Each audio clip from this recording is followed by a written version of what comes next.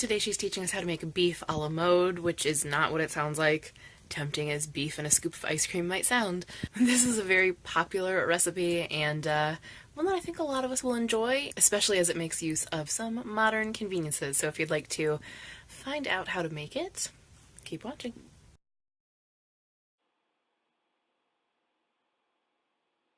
First, you're going to mix your spices. You want about 5 whole cloves. You can either put these in the spice area or set them aside.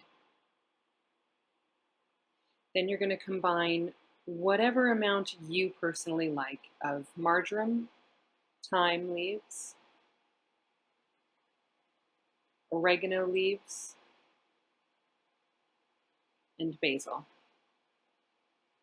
You can use anywhere from 1 tablespoon to 2 teaspoons of any of these. Really, it's up to whatever your palate prefers.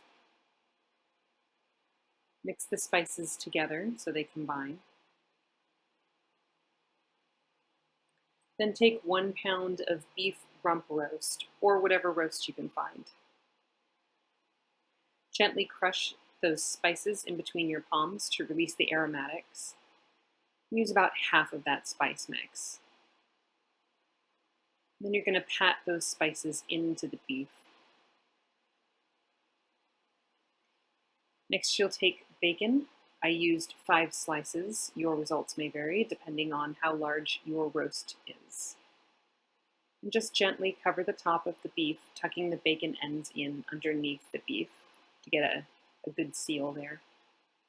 Take that beef and gently lift it and place it bacon side down in your crock pot. Then take the remaining spice mixture. Gently put it over the beef and again pat it into the beef. I had an extra piece of bacon, so I just put that on the top.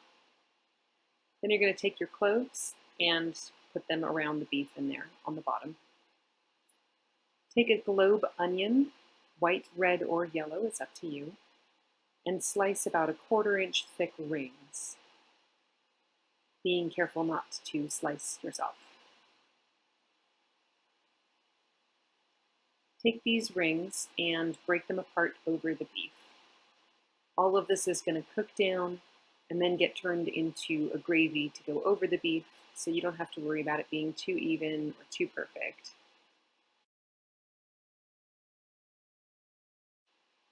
Once you have the rings on top of the beef, take your whole head of garlic.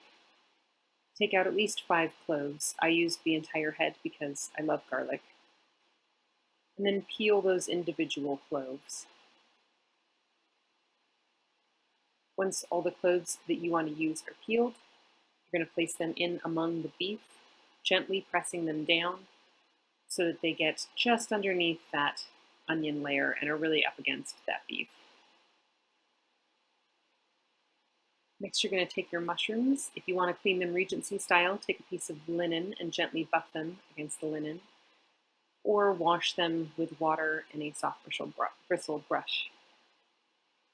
Then slice off the ends of each stem, so you remove that part just because it's dirty and usually very tough. Place your mushrooms around your beef on top of that onion layer. Then use 1/2 to 3/4 cup of red wine, or broth if you prefer. I put in a little too much red wine in here because I had some. Plug it in, cook it on low for 6 hours.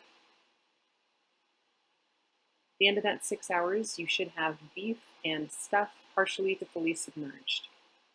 Gently remove the beef roast, leaving as much of the chunky items behind as you can.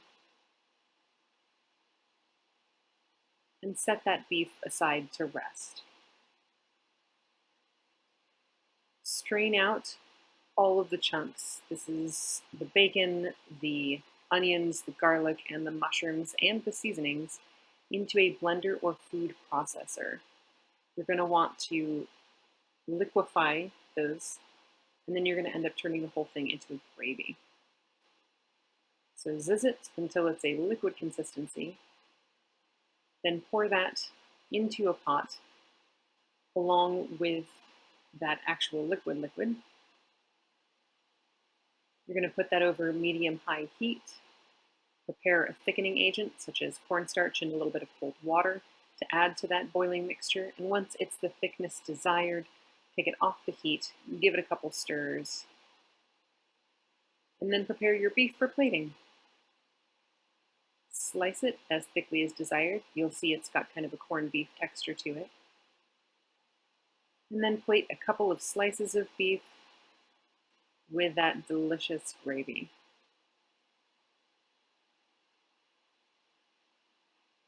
And enjoy. So there we have it. That was the last recipe for this year's Eat Like Austin posts for our dinner and a movie weekends. Leave some love for Beth in the comments and let us know if you intend to make it or have made it, what you thought of it. And if there are any Regency recipes you'd maybe like to see next year, not guaranteeing that Beth will want to come back and do them, but let us know. But that's all for now. As always, thank you guys for watching, and happy reading and eating.